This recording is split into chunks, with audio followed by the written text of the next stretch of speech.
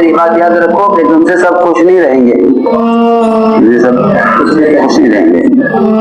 ये किसने कहा? আসসালামু আলাইকুম। গত 2-1 দিন আগে একটি মজলিসের মধ্যে মাওলানা সাদ সাহেবকে একটি প্রশ্ন করা হয়েছিল যে সকলেই বলে থাকে এই তাবলিগ জামাতের সমস্যার সমাধান হয়ে যাবে, আপনি যদি এই আমিরের পদ ছেড়ে দেন তাহলে তাবলিগ জামাতের সমস্যার সমাধান হয়ে যাবে। তখন মাওলানা সাদ বলেছিল হযরত ওমর রাদিয়াল্লাহু তাআলা আনহুকে খেলাফতের দায়িত্ব ছাড়ার কথা বলা হয়েছিল। হযরত ওমর কি তখন খেলাফতের দায়িত্ব ছেড়েছিলেন? হযরত আব্দুল্লাহ ইবনে জুবাইর রাদিয়াল্লাহু তাআলা আনহুকেও বলা হয়েছিল যে আপনি দায়িত্ব ছেড়ে দেন, তিনি কি দায়িত্ব ছেড়েছিলেন? হযরত ওসমান রাদিয়াল্লাহু তাআলা আনহুর বাসভবন ঘেরাও করা হয়েছিল, তাকেও বলা হয়েছিল দায়িত্ব ছেড়ে দিতে, তিনি কি দায়িত্ব ছেড়ে দিয়েছিলেন? আমি এখানে দায়িত্ব গ্রহণ করেছি দিনের তাকাজায়, আমার ব্যক্তিগত কোনো স্বার্থের তাকাজায় না, এই ধরনের কথাবার্তা উনি বলেছিলেন। আসুন আমরা একটু ওনার বক্তব্যটা একটু শুনে নিই। मेरी बात याद रखो कि तुमसे सब खुश नहीं रहेंगे, तुमसे सब खुश नहीं रहेंगे। ये किसने कहा? किससे कहा? जी हाँ, जिसके बारे में आपने ये फरमाया लोकान आबादी नदियों लगाना होगा। नदी का मतलब ये नहीं है कि आदमी हक के बारे में नरम पड़ जाए। जुबैर से मुतालबा किया गया, क्या किया गया? मुतालबा कि आप ये छोड़े जिम्मेदारी कि नहीं। देखो सुनो, ये फरमाया वला अलीनु लिगैरिल हक़ उसअलुहु हत्ता यलीनु लिगिरसिल मादिगिल हजर। इसे कहते हैं जिम्मेदारी को संभालना, जिम्मेदारी को संभालना। वला अलीनु लिगैरिल हक़ उसअलुहु हत्ता यलीनु लिगिरसिल मादिगिल हजर। कि मैं हक के बारे में नरम नहीं पड़ूंगा अगर मुझसे हक के खिलाफ मुतालबा किया गया, अगर मुझसे हक के खिलाफ मुतालबा किया गया तो मैं हरगिज़ नरम नहीं पड़ूंगा, यहाँ तक के चबाने वाले की दाढ़ में पत्थर नरम पड़ जाए। तो लोगों को यहाँ आकर ये तमीज नहीं रहती कि ये ओहदे का हक है या ये दीन की जिम्मेदारी का हक है। ये मुझे समझाना है, वरना वो सहाबा इतने साफ दिल के थे कि वो बादशाहत के लिए लड़ने वाले नहीं थे। मेरी बात समझ में आ रही है? हाँ, ये इत्तिहाम है कि बादशाहत की लड़ाई नहीं, बादशाहत के लिए नहीं, बादशाहत के लिए नहीं। क्योंकि जो मुल्क माल के तालिब ना हो तो बादशाहत के लिए क्या लड़ेंगे? तो यहाँ आकर लोग काम करने वालों को मुत्तहम कर देंगे, देखो ये अपने ओहदे के लिए कर रहे हैं। ऐसा नहीं है, क्योंकि इमारत हक नहीं है, काम हक है। मेरी बात की तरफ तवज्जो चाहिए बहुत।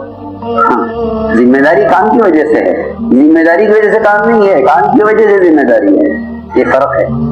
तो लोग ये चाहते हैं कि इस तरह चलो कि सब खुश हो जाएं, ऐसा नहीं हो सकता। इसलिए सुफियान सौरी फरमाते हैं रहमतुल्लाह अलैह कि जिसके बारे में तुम ये देखो कि इससे सब खुश हैं और सब इस तरह मुत्तफिक हैं तो समझ लो कि ये मुदाहिन है। क्या है? ये मुदाहिन है। প্রিয় দর্শক, এটা তো ছিল মাওলানা সাদ সাহেবের কথা। বাংলাদেশের একজন প্রখ্যাত আলেমে দ্বীন মাওলানা আবুল বাশার মোহাম্মদ সাইফুল ইসলাম উস্তাদে মুহতারাম, তাকে প্রশ্ন করা হয়েছিল এই তাবলিগ জামাতের সমস্যা সমাধান কিভাবে হবে। তখন উনি বলে দিয়েছিলেন যে দুটি কারণ, এক তো এই তাবলিগের সবকিছু পরিচালিত হয় পরামর্শের ভিত্তিতে, অতএব এই জায়গার মধ্যে দরকার ছিল মাওলানা সাদ সাহেব, তিনি পরামর্শের মাধ্যমে তাবলিগ জামাতের আমির নিযুক্ত হবেন। এই পরামর্শ ছাড়া উনি তাবলিগ জামাতের আমির নিযুক্ত হওয়াতেই নিজেকে বিশ্ব আমির দাবি করাতেই এই সমস্যাটা তৈরি হয়েছে। তাছাড়া তিনি বিভিন্ন সময় বিভিন্ন ধরনের বক্তব্যগুলো দেন, যে সমস্ত বক্তব্যগুলো ওনার নিজের পক্ষ থেকে হয়ে থাকে, এগুলোর সাথে কোরআন ও হাদিসের এবং সালফে সালিহিনের বক্তব্যের কোনো সম্পর্ক থাকে না। তো উনি এই বক্তব্যটা তুলে ধরেছেন। আসুন আমরা এখন প্রখ্যাত আলেমে দ্বীন আবুল বাশার মোহাম্মদ সাইফুল ইসলাম হাফিজাহুল্লাহর বক্তব্যটা আমরা একটু শুনে নিই। তো খুব সহজ, মাওলানা সাদ সাহেবের এক কথাতেই দ্বন্দ্ব নিরসন হয়ে যেতে পারে।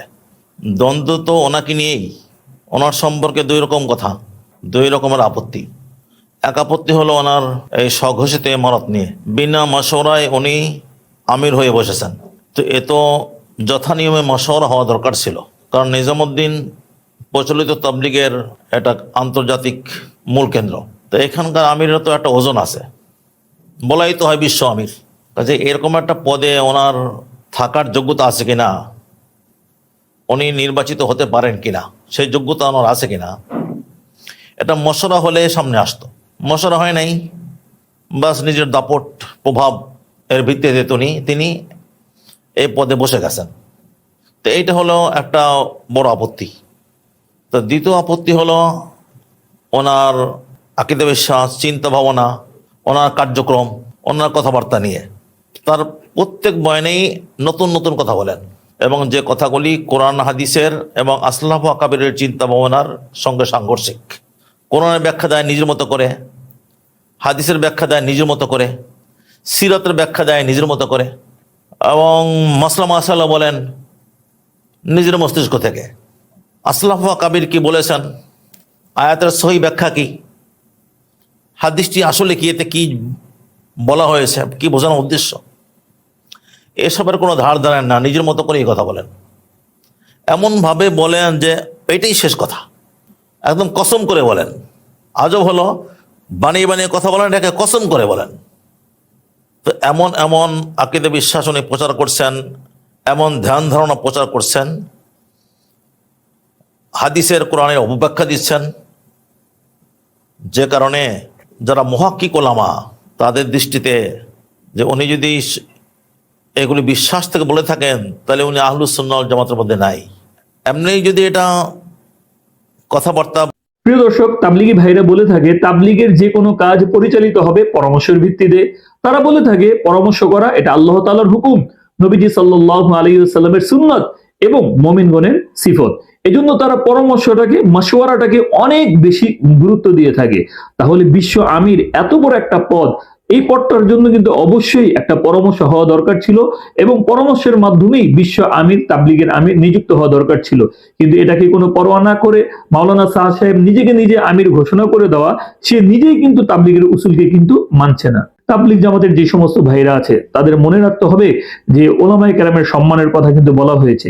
তাবলিগ জামাতের মূল কিন্তু মাদ্রাসা, তাবলিগ জামাতের মূল কিন্তু ওলামায়ে কেরাম, তাবলিগ জামাতের সবকিছুই কিন্তু ওলামায়ে কেরামের তত্ত্বাবধানে কিন্তু পরিচালিত হয়ে আসছিল।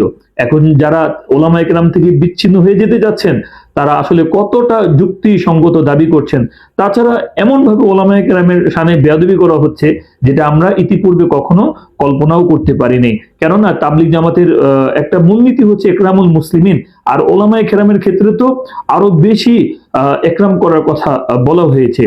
যদি আমরা এক হতে পারি তাহলে এটা আমাদের সকলের জন্য কল্যাণকর হবে, আর যদি আমরা এক না হতে পারি তাহলে আমরা যে যার জায়গা থেকে দ্বীনের কাজ করতে থাকি, কেউ কাউকে কাফের, মুরতাদ এবং বিভিন্ন ধরনের পন্থী বলে আখ্যায়িত না করে। আল্লাহ তাআলা আমাদের সকলকে সেই সমাজ দান করুক। প্রিয় দর্শক, এই ভিডিও যদি আপনার কাছে ভালো লাগে অবশ্যই লাইক, কমেন্ট, শেয়ার করবেন। তাছাড়া মাওলানা সাদ সাহেব যে বক্তব্য দিয়েছে, মাওলানা আবুল বাশার সাইফুল ইসলাম উনি যে বক্তব্য দিয়েছে, এই বক্তব্যের ব্যাপারে আপনার মতামত কি কমেন্টে আমাদেরকে জানাতে পারেন, যাতে করে আমরা এটা নিয়ে আরো গবেষণা করতে পারি, আমাদের চিন্তার পরিধি আরো বিস্তৃতি করতে পারি।